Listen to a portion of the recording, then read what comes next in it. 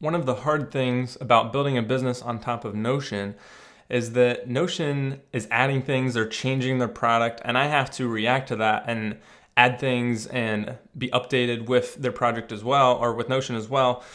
And if I don't, when people are trying to add stuff in Notion and there's maybe a new block and then they look in Potion and it's not there, that's confusing to them. It's not a great experience.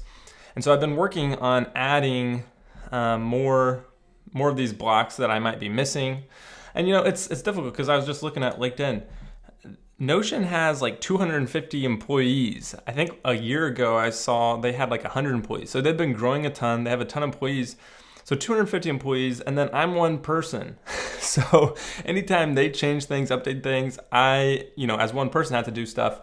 Thankfully, we do have an open source library, Notion X, that I'm a big maintainer of, where, together as a community, we're kind of working to kind of update these things to stay on with what Notion's doing. But, it's still tricky. It's still hard. But I wanted to show some new things I've added that Notion added, in the last month or so. And I finally added these. So this is pretty cool. In databases in Notion, you can now group your databases. So this is under group here. And so you can group by like a specific field in your database. So this one's by tags. And so you can kind of see that it puts all the different tags, or this one is a specific one, type 1, type 2. These ones are in both, I guess, because they have both tags. So yeah, you can kind of group things. And so we didn't have this in Potion, but now we do. It's added here, which is awesome.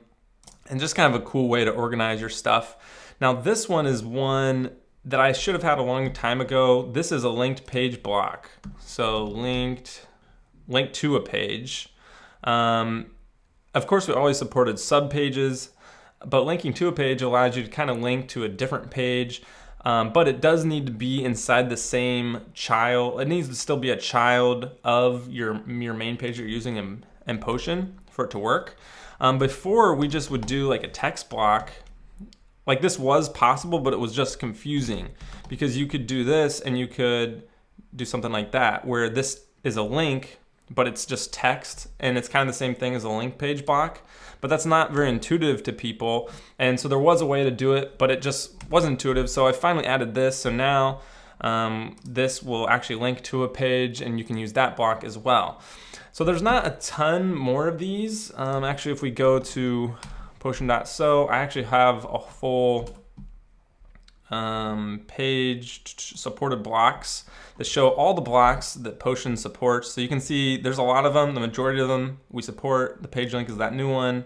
Breadcrumbs still don't support this. At some point, I probably should.